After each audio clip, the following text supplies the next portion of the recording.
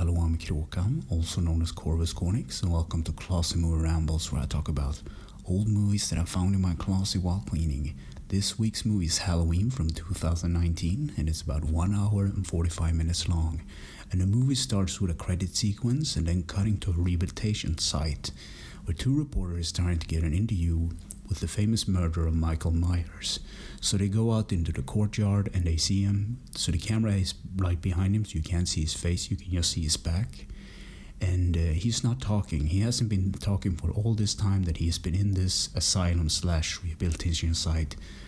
So one of the reporters presents his old mask, and the other inmate starts to rave about it, but Michael is still silent. And one of the reporters is yelling at him to say something, but of course he doesn't, he's silent.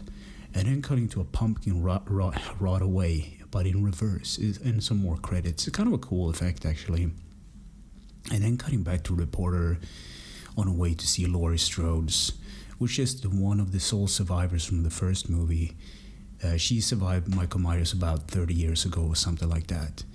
And she lives out in like a cottage. It's more like a fortress, actually, with fences and lights. And she agrees to do an interview with them for a bribe. So she lets them in, and they talk about Michael. And they also talk about Laurie being an unfit mother because she raised her own daughter to be on the defensive because someday she knew that Michael will break free somehow. So she trained her in firearms and how to survive, basically. And then cutting to Laurie's daughter, Karen, with her own daughter, Allison. And they talk about inviting Laurie to this occasion and forward and backwards. And then Allison goes to school with her friends. One of them is called Dave. And this also takes place on Halloween, by the way, which is not a coincidence at all. So Dave uses one of the firecrackers to blow up one of the pumpkins in one of the yards. And then Allison is in class and she looks out the window and she sees Laurie, her grandma, and she goes out to talk to her. And I think there's like a restraining order or something. But anyway, apparently Allison and Laurie has this bond relationship, but Karen doesn't like Laurie at all. So Allison get the money that Laurie got from the reporters from earlier, and she tells her to do whatever she wants with the money. And then they talk about how Laurie kind of raised her mom and everything. It also comes back to this kind of tragic upbringing and who Laurie is and how Michael kind of scarred her for life.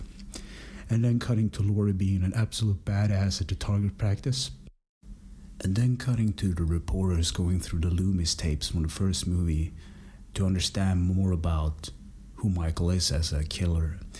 And then they realize, or Laurie realized, that Michael's being transferred to this other facility to where he will spend the rest of his remaining life in. And Laurie sits outside in a car with a gun ready to just kill Michael, but she can't just do it. And then cutting to the family dinner with Karen and Allison, and I think his name is Ray, the father. And at this fancy restaurant, as I said, they have a small talk, and Laurie arrives and she starts to cry. And she tells Karen and the family that she saw Michael Myers. And then she actually leaves the restaurant because she apparently is an alcoholic too, and she had some drinks. And Allison goes out to comfort Laurie. And then the mother talks to her child about the upbringing of how it was to live with her own mother and how she was raised if Michael would return. And then cutting to a dad and a son driving down a dark road and stopping for a tipped convict transport. And the dad leaves the car, and after a while the son leaves the car as well to go look for his dad. And the son has a hunting rifle, and he goes out and he finds a badly beaten cop, and he goes into the convict transport and he finds a doctor, and by mistake he shoots him. And this is the doctor that were treating Michael in the first place, or having him under observation. And the little kid panics, and he tries to drive up in a car, but Michael is behind him and he breaks the kid's neck. And it's like this brutal, unnecessary scene, but it's in there. And then cutting to the sheriff of the town playing a pinball, try to beat another guy's score, and he gets called to the crash site, and he finds the cop and the doctor kind of just says that he escaped. And then cutting back to the reporters investigating something in a graveyard, and then cutting back to the sheriff at the hospital with the doctor, and he realized that Michael is out. And then cutting back to reporters again, because the girl reporter needs to go to the bathroom, so they stop at this auto repair shop, and Michael follows this girl into the stall and he terrorizes her. And then the other reporter realizes something is wrong. And this is a really creepy scene because the gas attendant, or the cleric of the place, he's like hunched over the counter and his teeth is missing. So Michael drops all the teeth into her booth and scares her up, and the male reporter tries to save her, but Michael kicks the living shit out of him, but he doesn't die, I think. But then the girl gets killed, and this really brutal scene. And Michael gets his famous killer mask back. And then Laurie realizes what's been happening, and she goes to her bunker to pick up some stuff. She has this kind of safe house where she has guns and supplies and everything. And she surprised her daughter Karen by telling her in her own house that she is not safe. Michael is out.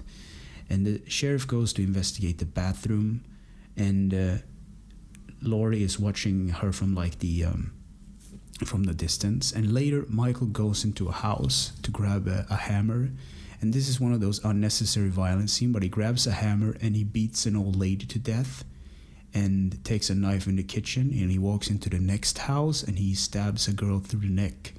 And it's like maybe the theatrical version of this movie is less brutal, but I was surprised of all the gore and brutal things that's coming up. It's really messed up. And then cutting to a Halloween party, Allison gets a phone call. They having this Halloween party with her friends and classmate, I guess.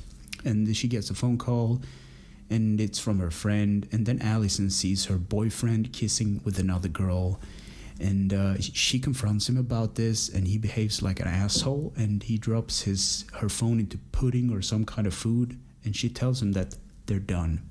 And then cutting to Vicky, one of Allison's friend. She's babysitting this little boy, and Vicky's boyfriend comes over, and the boy kind of tells him that something is wrong. He thinks he saw the boogeyman. So Vicky, the babysitter, goes up to check on it, and she gets killed by Michael. And the sheriff finds out, he hears it, he kind of checks in on this situation. And Laurie arrives, and Laurie opens fire on Michael, and the sheriff finds that Dave is dead and is pinned to the wall by a knife. And both Laurie and the sheriff teams up because they've known each other from the past, I guess, and they try to go for Michael, but he's gone. And then Allison talks to her other friend, this guy, about everything that's been happening this night. And it has been a real but terrible night. And then cutting to the doctor and the sheriff in the car, and they talk about Michael. So Laurie visits her daughter Karen and tells her that they need to go to a safe place. And even later, Allison's friend hits on her, and Allison kind of like leaves him because she has had enough of all this crazy stuff. And then Michael kills her guy friend, I guess. And Allison sees this all happening, and she runs screaming from Michael. And then what happens is the sheriff actually picks Allison up, and then cutting back to Laurie and Karen and her husband, I think his name is Ray, at this safe house where, well, actually Laurie lives, I guess. And then the sheriff sees Michael, and they try to run him over, and they actually hit him, but the doctor kind of goes berserk, and he kind of stabs the sheriff because the doctor has kind of this fascination with Michael Myers. He wants to know why he is the way he is, and he has gone overboard at this time. He's crazy. So what happens is that Allison is in the back seat, and the doctor drags in the unconscious Michael into the truck or the police car next to her, and basically he just drives over the unconscious sheriff. So Michael wakes up in the back seat, and he beats the doctor unconscious, and Allison escapes. She runs out of the car, and Michael kills the doctor, but not before the doctor asks him, like, why don't you say something or something like that, and he crushes the doctor's head. It's a really gory scene, and Michael uses the cop car to lure Karen's husband Ray out of the house, and then he kills him off, and Karen goes into the safe room, and Michael attacks Laurie through the front door. He kind of, with his superhuman power, he breaks the glass or whatever and grabs her face, but Laurie uses a shotgun that she has and blows off some of his fingers, and she goes to turn on the spotlights, and the whole yard is lit up outside. And then Michael enters the safe house, the house basically, and Laurie goes out to confront him. She says she basically systematically searched the house to find him, and she finds Ray's dead body in a closet. And then there's this room with lots of mannequins, and Michael kind of jumps out from one of the mannequins, and they fight, and Laurie gets thrown from the balcony. And then Allison enters the house, and Karen helps Allison into the safe room. And Karen picks up her own rifle that she had when she was a kid, and Michael tries to break into the safe room, which is under this kitchen table kind of construction. And basically Karen lures him in, and she shoots him basically. And then there's this whole kind of things that happens. Like, I think Laurie says like "Happy Halloween," and then she stabs like Michael's in the back and hit him with a frying pan, and he falls down the stairs. And then he grabs Karen's legs, and then Allison stabs Michael in the hand or arm. And the whole thing about this safe room was there was always going to be a trap for Michael. It was never about being defenseless. It was all about killing him. So Michael is trapped in the basement now, and the room is flooded with gas, and Laurie has rigged it up to explode with this, I think it's kind of like torches. So the whole thing started to burn, and he's just standing there, not even reacting to the flames, which is really creepy.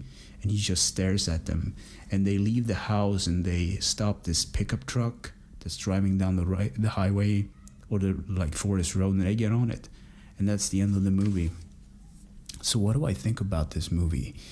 It's a perfect end to the whole Michael Myers kind of saga, I guess. And it's really, really brutal for what it is. It's one of those movies that kind of ties it all together. You can like watch the first movie from 1977 or 76 or something, and actually just jump straight into this movie, because there's been like 30 or 40 years or something between these movies, so it's like a perfect follow-up.